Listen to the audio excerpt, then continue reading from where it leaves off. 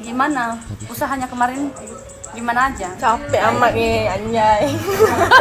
Gue nya mau mati rasanya.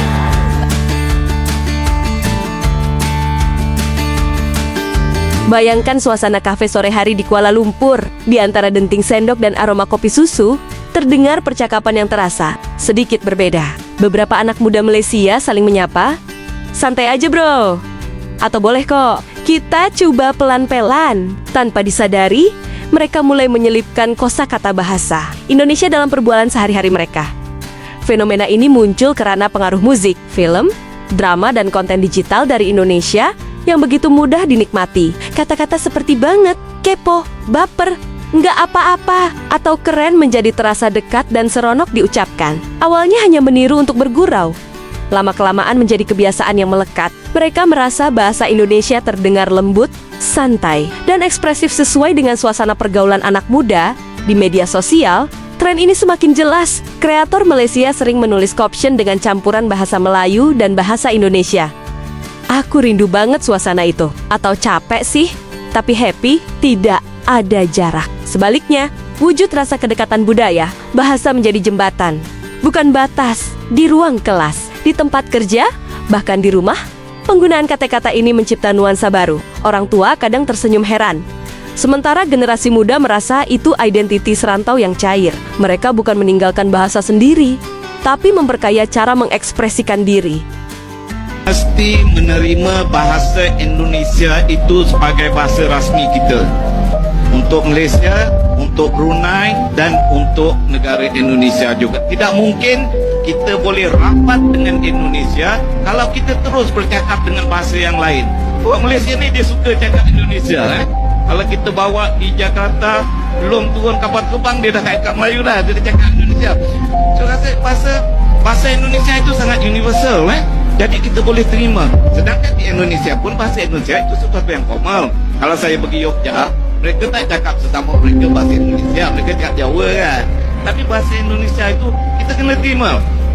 Malaysia mesti berani mengakui bahawa kita kena ubah bahasa kita. Kita kena ambil kamus besar bahasa Indonesia itu, kita tukar kulitnya jadi kamus besar bahasa Nusantara. Kita kena cakap bahasa yang sama. Kita tidak boleh jadi hero kampung dalam suasana dunia yang sedang sangat maju sekarang. Oh, aku penulis yang hebat di Malaysia, tak ada makna. Kita kena bangunkan Indonesia, Malaysia, Brunei, South Thailand sekaligus. Sekaligus baru boleh menjadi. Ini untuk generasi yang akan datang. Dengan adanya internet, budak-budak kita sudah sangat familiar dengan bahasa Indonesia. Dan saya rasa perkara ini tidak mustahil. Di sekolah pun budak-budak dah cakap bahasa Indonesia sekarang. Kalau di Damansara, mereka juga cakap bahasa Korea. Korea. Kalau di Damansara tu mereka dibesarkan oleh bibit-bibit dari Indonesia. Kawan-kawan mereka orang Indonesia, jadi mereka bercakap bahasa Indonesia. So itu penting. Saya ingat kita kena beranilah buat langkah ini. Ambil bahasa Indonesia yang sedang dituturkan oleh 300 juta manusia itu sebagai bahasa kita. Orang kata mana identiti kita? Forget about identity. Ini dunia yang sangat besar sekarang. Dunia sudah ni itu yang pertama. Kita kena ubah bahasa kita. Yang kedua, kena ada banyak interaksi fizikal antara Malaysia dengan Indonesia. Kerajaan mesti bagi ITBM 100 juta setahun untuk menyokong kegiatan kita nak pergi Indonesia. Ini kita tak ada duit, duit kita sendiri. Kalau bagi jemaah 100 juta setahun, something will happen. Something will happen. Kita boleh pergi ke Indonesia, orang Indonesia boleh datang kemari. Itu cara kedua untuk melaksanakan integrasi yang bagus ini. Namun kalau bicara pengaruh, di sini ceritanya beda. Fakta bahwa milenial Malaysia makin fasih bahasa Indonesia itu nyata. Media sosial, YouTube, TikTok, musik, film, sampai konten kreator Indonesia membanjiri ruang digital Malaysia.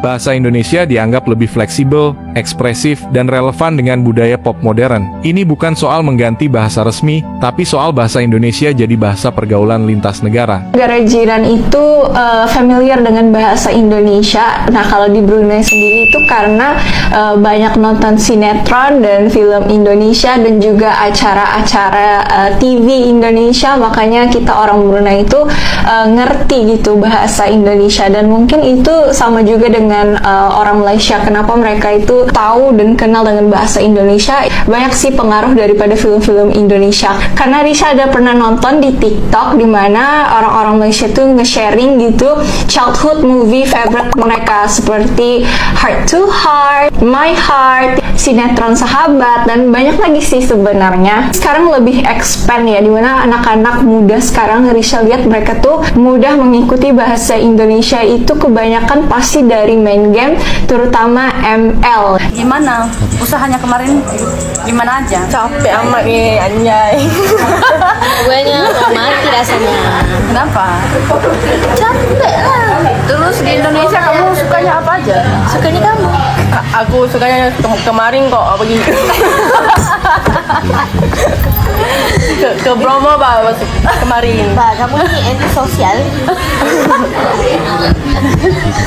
Kamu ngapain Kamu aja? Sosial kah? Udah pesen makan nggak? Kamu makannya apa sih? Udah pesen? Jadi kamu nggak makan apa kau hari ini? Itu apa? Cakap.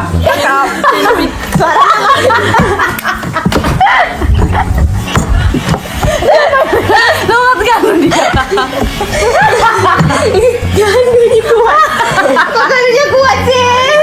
Asal bercakap dengan orang Indonesia je mesti nak tukar kepada slang Indonesia. Ya, tiba-tiba slang bahasa Melayu kita dah jadi macam slang bahasa Indonesia. Lepas tu pula tuan terus jadi bapa. Cakap sajalah tuan. Bapa tu orang Indonesia yang pakai. Kalau kat Malaysia ni bapa tu macam ayah kita lah. Kita tak panggil macam orang-orang besar tu bapa presiden ke bapa ni, kita panggil tuan. Pakai sajalah tuan. Tak pernah lagi saya tengok pemimpin Indonesia yang secara automatik tukar kepada slang Melayu bila bercakap dengan pemimpin Melayu kita. Saya tak pernah lagi dengar mereka cakap tuan. Mereka akan sebut bapa, ibu. Kau hantar bukan main lagi kaum Cina cakap Melayu pelat. Tapi kau sendiri pun tak cakap guna pelat kau bila bercakap dengan orang luar. Tak ke bodoh dan talam dua muka tu. Tapi itulah kan, orang Melayu ni memang ada krisis identiti yang sangat dahsyat sekali. Jenis yang suka menyedapkan orang lain, inferior dan merendah diri tak kena tempat. Nah sekarang banyak kan perkataan-perkataan Indonesia dah dimasukkan dalam kamus kita. Dan percayalah kelak bahasa Melayu kita ni akan berbunyi seperti ini. Enggak apa-apain sih, ngomong saja. Kau gelak, tapi percayalah benda ni akan berlaku. Dan kepada Indonesia, terus perkasakan bahasa dan slang anda sehinggalah rakyat Malaysia benar-benar bertutur dalam bahasa dan pelat bahasa Indonesia.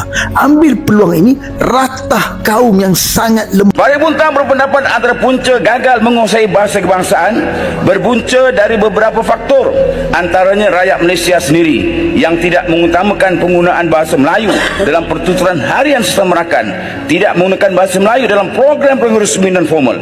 Saya amat terasa sebagai rakyat Malaysia yang mendukung tinggi perlembagaan negara, perkara 152 yang peruntukan bahasa kebangsaan di Malaysia adalah bahasa Melayu, namun masih ada mana-mana pihak tidak menghormati bahasa Melayu. Contohnya program-program yang sering kadang-kadang diadakan di parlimen sendiri oleh beberapa pihak, kertas-kertas yang dimentang tidak disediakan dalam bahasa Melayu.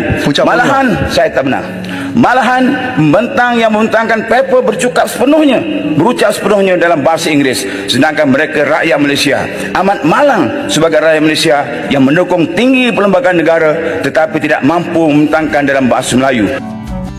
Pada akhirnya, yang terjadi bukan sekadar tren bahasa melainkan tanda bahwa hubungan antara masyarakat Malaysia dan Indonesia semakin rapat. Dari kata sederhana seperti banget hingga ngerasa tumbuh rasa ingin tahu, apresiasi, dan keakraban. Bahasa mengalir, budaya bertemu, dan perbincangan sehari-hari menjadi ruang berbagi yang hangat dan penuh cerita. Jika kalian menyukai video seperti ini, jangan lupa like, komen, dan subscribe. Terima kasih sudah mengunjungi Rizka Yuni. Sampai jumpa di video selanjutnya.